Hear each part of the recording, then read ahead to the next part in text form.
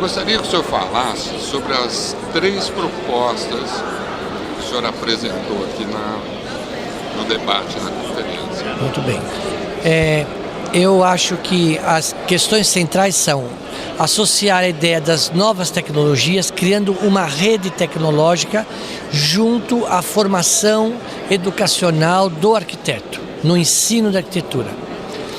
A segunda proposta que nós fizemos foi a estruturação desta rede de uma maneira consistente, a exemplo do que aconteceu e acontece no mundo nas indústrias automobilísticas. A ideia de que você faz de ponta a ponta o processo, desde a formação da mão de obra, a produção dos materiais e a montagem dos equipamentos. Ou seja, todo esse processo, cujo elemento central é o projeto, seja visto como uma rede. E a terceira questão é a questão do desenvolvimento da mão de obra a partir dessas novas tecnologias. Ou seja, adequarmos a nossa mão de obra, daquele profissional que trabalha na indústria da construção, para essas novas demandas, para essas novas tecnologias que esta rede produziria. Essas são as 3 propostas. O senhor falou também sobre essa questão da diferença que existe, que é colocada no Brasil, entre a arquitetura e urbanismo, a arquitetura de interior e a arquitetura. Fale um pouco para nós sobre isso. Pois não.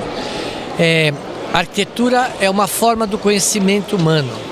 Portanto, toda vez que nós tentamos especializá-la ou departamentalizá-la, é como se nós estivéssemos amputando ela, como se nós estivéssemos amputando esse conhecimento. É como se dissesse assim: eu pego um belo texto do Guimarães Rosa e a partir dele eu acho que eu posso separar o Guimarães Rosa do Sertão, o Guimarães Rosas do Sagarana, como se fossem coisas separadas. É a mesma coisa. Uma arquitetura que não é vista na sua integralidade, essa separação entre interior e exterior, entre urbanismo e arquitetura, é como se fosse um carro, um belo carro que você compra e não tem motor. Ele é belo, mas não funciona. A casa não começa na sua soleira. A casa tem um antes. Esse antes é a cidade. Portanto, é o urbanismo dessa cidade. Portanto, pensar na casa, seja ela mínima ou grande, é pensar também na cidade. Quando nós desenhamos uma casa, nós estamos fazendo urbanismo nessa cidade. Sem o que, nós não produzimos casas com consistência. Então, quando nós pensamos na casa e pensamos na cidade, automaticamente nós pensamos no interior dessa casa. É uma coisa só. Por isso que fazer boa arquitetura não é uma coisa simples, é difícil. E aí nós vamos departamentalizando para ver se através disso a gente consegue fazer uma boa arquitetura. Na verdade, nós começamos a construir verdadeiros monstros, como se fossem bricolagens que vão se montando e se armando. A cidade é uma coisa, a casa é uma coisa, a casa externamente é uma coisa, a casa internamente é outra coisa. Isso não vai dar certo, já não está dando. Dentro desse contexto, o senhor fala na necessidade, na urgência de uma arquitetura cada vez mais multidisciplinar e social. Fale um pouco sobre isso. Bem, a arquitetura é, pela sua própria natureza, um processo multidisciplinar. É como um rio que margeia várias formas do conhecimento. Ao margear esses conhecimentos, ela capta esses conhecimentos e trabalha junto com eles. Cabe ao arquiteto sintetizar e coordenar esse processo que resulta num desenho, numa forma.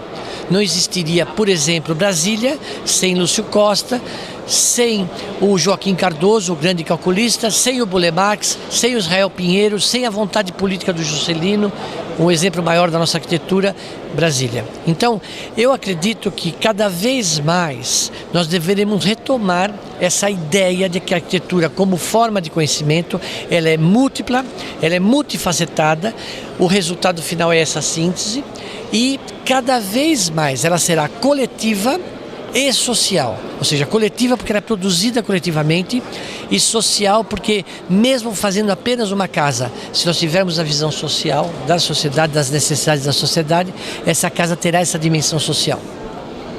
Dentro desse contexto, como o senhor avalia o surgimento do CAL e a realização dessa primeira conferência? Bom, o surgimento do CAL era como todos já disseram, era uma vontade expressa por todos os arquitetos. Eu acho que significa historicamente um marco. Vai existir a ação dos arquitetos antes do CAL e a ação dos arquitetos pós-CAL. Isso já é uma linha divisória, eu entendo assim. É como se já fosse uma memória futura do que nós seremos daqui um pouco. Não muito tempo. Eu sou contra essa ideia de que as pessoas dizem não, ainda vai demorar muito tempo para estruturar. Já está estruturado, tem seus problemas e vai cada vez aprimorar mais. Como todo processo de formação social. Só uma pessoa sem visão social não entende que isso é um processo que precisava começar com os seus problemas e as suas virtudes. Eu acho que as virtudes são muito maiores do que os problemas. Então o CAL tem essa linha, na minha opinião, divisória na história da produção da arquitetura brasileira daqui para frente. E esse evento é o primeiro passo, digamos, para começar a se mostrar à sociedade. De alguma maneira, eu defendo a tese de que o CAL seja o órgão aglutinador das outras entidades, de tal maneira que todas trabalhem dentro e unissonas, mesmo que as opiniões possam ser distintas, dentro do mesmo organismo. Espero que o CAL venha ter esse papel aglutinador de todas as outras entidades.